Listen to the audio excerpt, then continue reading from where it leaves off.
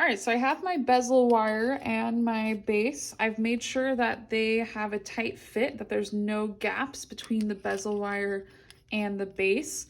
That is super important. This is where I see most people run into issues, is they can't get the entire bezel wire to attach to the base, and it's because there's gapping.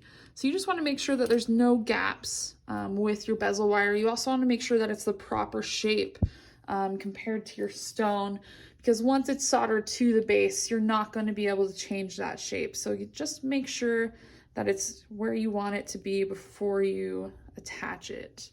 So that looks good. I'm just double checking everything. There's no gapping, and I am ready to solder them.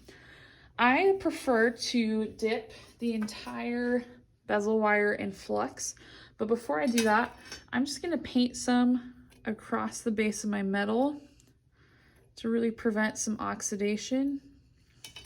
And then I'm going to take my bezel wire, just dip the whole thing so that the entire perimeter has enough flux. We are now switching to medium solder. The reason we're doing that is because medium solder takes less heat than hard solder. We don't want to heat this up and remelt the seam on our bezel wire. So we want to use a little bit less heat than we did the first component we soldered. So we're going to go down to medium solder. And I'm going to just put a couple chips around 4 to 5 places around the bezel wire. So like so. You can see that there's chips in about 4 different places across the entire perimeter. Now we are ready to start heating. You're going to heat it on this tripod as well as on a trivet. So I'm going to turn on my torch. Maybe. There we go. And I'm going to heat the entire piece from underneath the metal. So I'm in between the trivet and the tripod. I like to let the flux turn white because it kind of holds the solder in place. You'll notice some of your solder might kind of jump around. So by heating it up a little bit slower, that flux will kind of secure it to the metal a little bit better. You're going to notice the entire piece oxidize, and that's normal. It's going to go through several colors before the solder will flow. So you're just going to keep heating it up until you see the flux completely disappear, which it's starting to now. And then you want to pay close attention to when the solder flows. You should see a little sliver of solder around the entire perimeter. So that's what I'm looking for. And I'm just heating in circles around the edge of the bezel wire. And my solder is really close to flowing. And there it goes on that edge. So now I'm just going to keep continuing until I see some solder around the entire perimeter. I'm going to turn this a little bit.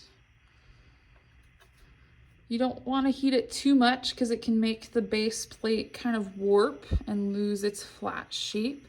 So you have to be careful that you're paying attention to when the solder flows and that you're not just letting the metal get red hot for a prolonged period of time.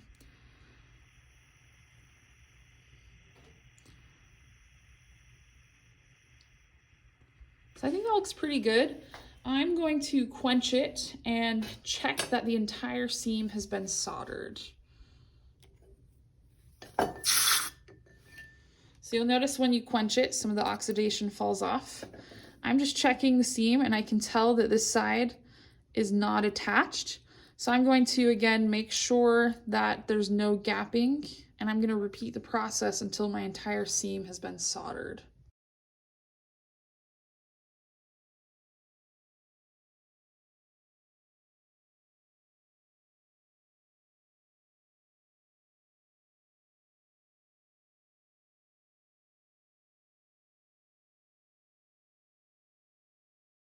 All right, now that I'm happy with my soldering job on the bezel and the base, I'm going to take my jeweler's saw and saw out the design I want for the base plate. I like to leave a little bit of the back plate showing, but you can saw clear up to the edge of the bezel wire. It's really up to you. You could do an intricate design if you want, or you can just cut around it in an oval. So I'm gonna take my jeweler saw and do that. Okay, I've sawed out my base plate. You can see I left a little bit of it showing. Now I'm going to take my file and really refine the shape of that base plate before I go on to the next step.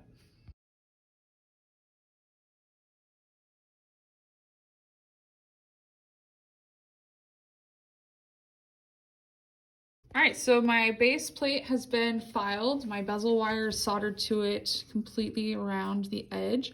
My ring shanks are soldered and shaped, as well as one of the spots have been filed flat so that it can solder to the base plate. So before I move on and solder these two things together, I need to pickle everything so that it's clean and that these ring shanks solder to the back nicely and securely.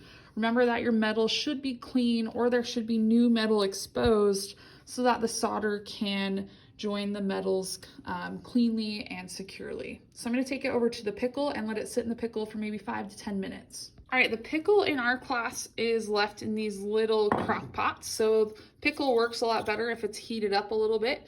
So I'm going to drop these into this crock pot. We have two different types of pickle. This one is going to be for copper and this one is for brass.